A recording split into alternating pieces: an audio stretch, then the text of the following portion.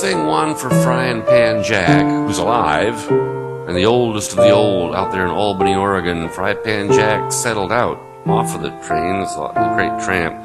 He got scared. He always told me if I get afraid to walk into a railroad yard, a makeup yard, it'll be time to quit. He used to carry a spike ball handle in his bindle, his bedroll, balloon, he called it, to fend off the ne'er-do-wells. But, you know, the way it's gotten to be on the skids now, young, mean drunks and drug money. And so they prey off the old poor down under the railroad bridges. And so they tend to settle out and stay in one place where they feel safe, you see. He feels safe in this bar over in Albany, Oregon. If you want to find Frying Pan Jack, that's where you look for him.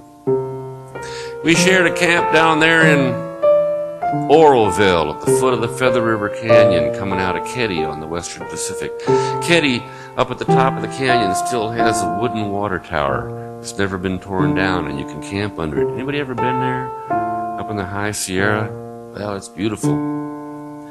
Jack and I were in that camp. That's where he said to me, you know, he'd been tramping since 1927.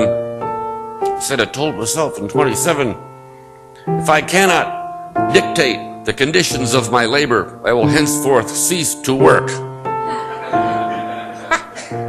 You don't have to go to college to figure these things out. No, sir. He said, I learned when I was young that the only true life I have is the life of my brain. But if it's true the only real life I have is the life of my brain, what sense does it make to hand that brain to somebody for 8 hours a day for their particular use on the presumption that at the end of the day they will give it back in an unmutilated condition? Fat chance. So he built that big Montana bedroll, started piping the stem, panhandling, you know. Head full of words and songs. He didn't write songs and poems, he found them and scattered them abroad for people like me to find and put to work again. He was old enough to remember the sway rods under the boxcars, riding the rods. Fry Pan Jack, the two bums. The bum on the rods is hunted down as an enemy of mankind. The other is driven around to his club, is feted, wined, and dined.